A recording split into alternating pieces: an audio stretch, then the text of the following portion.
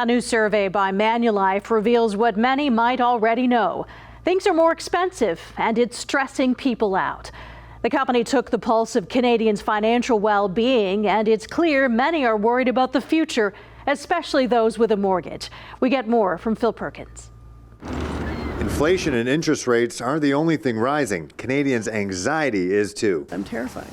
I, as an adult of 58 years old, I have to live with my 2 children because I cannot live by myself. A new survey by Manulife says Canadians are fearing the worst for their finances. Half of the Canadians that completed the survey were struggling with the fact that they may not be able to deal with surprises. And so with increased inflation, we're seeing the gas prices at the pump rise, we're seeing groceries rise, and so that's having a direct impact to pocketbooks. So that's where they're really starting to not feel comfortable, is they're not as much in control. Despite interest rate hikes dropping housing prices, out of the 2,000 people surveyed, 66% believe owning a home just isn't in the cards. My children are never going to be able to afford a house. They're just way, way overpriced now, so they couldn't afford it, and their income isn't high enough. Retirees are also wondering what the future holds. My retirement plan is it's changed now. The income definitely will be lower, and for my pension, and then the expense they're the same, maybe more. My husband's got a pension, but I don't.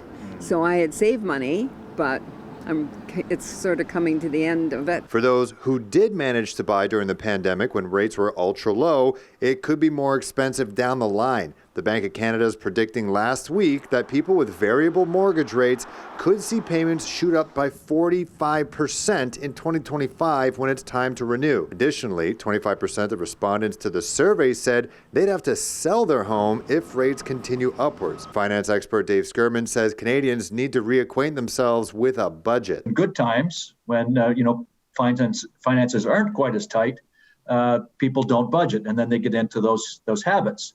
It's when times get tight that, bills are starting to creep up, interest rates are creeping up now, inflation's creeping up, everything's costing more, and all of a sudden, how do I get my finances under control?